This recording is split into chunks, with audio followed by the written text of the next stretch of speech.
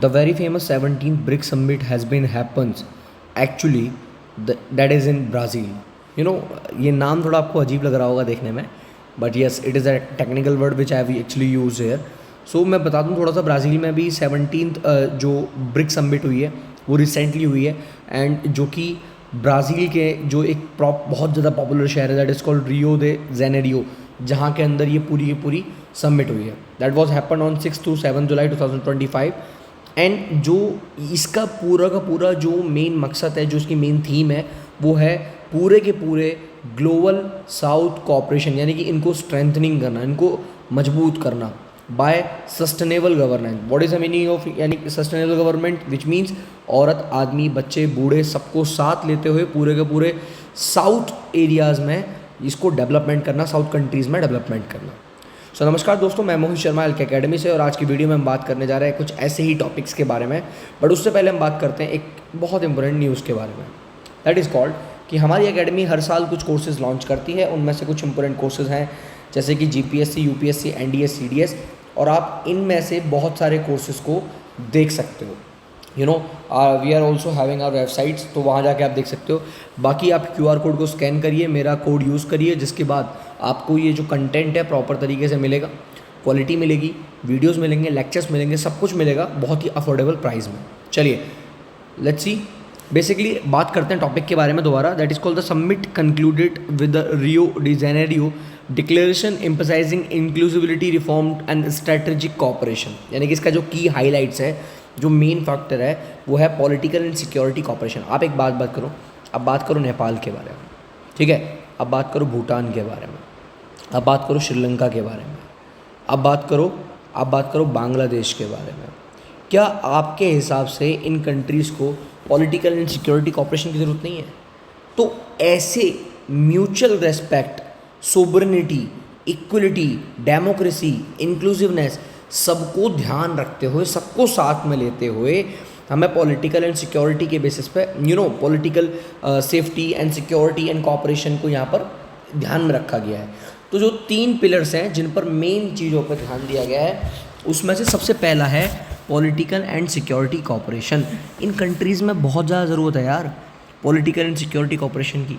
आज के डेट में it is needed. So basically our target is to provide them like basically properly, political strength, to give them political strength, to give them proper security cooperation and everything. Now the second most important effect is that is called economic and financial cooperation. अब मेरी बात सुनिए ज़रा ध्यान से. आज मान लो, suppose करो, मैं बात करता हूँ ब्राज़ील में अभी बहुत भयंकर फ्लड आया था, ठीक है. So during that flood, okay, अब ड्यूरिंग दैट फ्लड, उस फ्लड की वजह से, उस बाढ़ की वजह से वहाँ पर जो आम जनता है, पूरी की पूरी इकोनॉमी है, फाइनेंशियली, इकोनॉमिकली वो पूरी तरीके से बर्बाद हो गई. Now what they need actually, economical support, financial support. सही बात है. आज की डेट में इंडिया में मान लो उड़ीसा एक ऐसी जगह है, ठीक है, जहाँ हमें ऐसी चीज़ें देखने को मिल जाती हैं. कोई साइक्लोन आ गया, है ना, कोई भी चीज़ आ गई यार, फ्लड आ गई, बिहार के अंदर हमें देखने को मिल जाता है, अलग अलग स्टेट्स में हमें देखने को मिल जाता है, नॉर्थ ईस्ट में हमें देखने को मिल जाता है.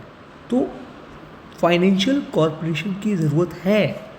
उस टाइम पर वी नीडेड दैट एक्चुअली.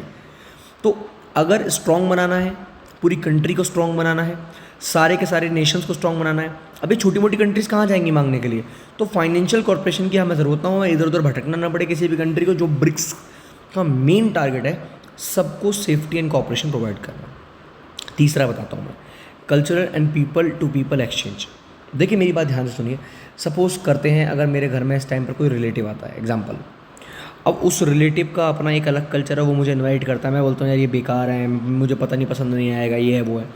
पर जब मैं उसकी वो फंक्शन को अटेंड करता हूँ तो मैं रियलाइज़ करता हूँ ये तो लाइफ का एक अलग पर्सपेक्टिव है भाई, ये तो ज़िंदगी की एक अलग दौर है, और इवन मुझे बहुत अच्छा लगता है. तो जब तक मैं उनसे जुड़ा नहीं, मैंने बात नहीं करी, मैंने उस फंक्शन को अटेंड नहीं किया, मैं समझ पाया नहीं.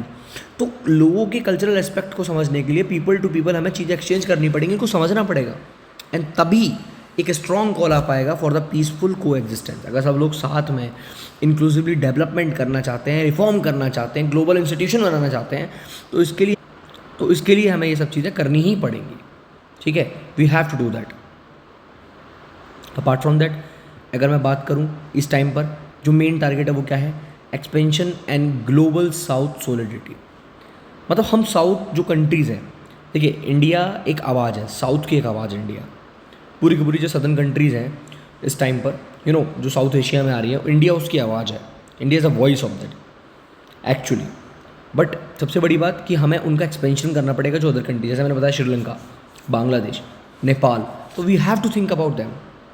And now biggest news that is that कि Indonesia also becomes the official member, full BRIC member. Partner country are different countries and we are having 11 new BRICS partner countries. मैं पहली वीडियोस में बता चुका हूँ। That is called Belarus, Bolivia, है ना, Kazakhstan, Cuba, Nigeria, Malaysia, Thailand, Vietnam, Uganda and Uzbekistan. तो ये 11 कंट्री लाइन में लगी हुई। इसका मतलब आप समझ रहे हो ग्लोबली ब्रिक कितना स्ट्रांग हो रहा है। Globally as a multipolar world के तौर पे हम इसे देख रहे हैं। तो ग्लोबली कहीं ना कहीं यहाँ पर जो ब्रिक है that is called started by Brazil, Russia, India, China, south Africa, आज की डेट में बहुत स्ट्रांग हो गया है। पहले इसे ब्रिक बोलते थे, बाद में इसमें ब्रिक्स बोलते हैं, ठीक है, बिकॉज बाद में एस ऐड हुआ उसमें।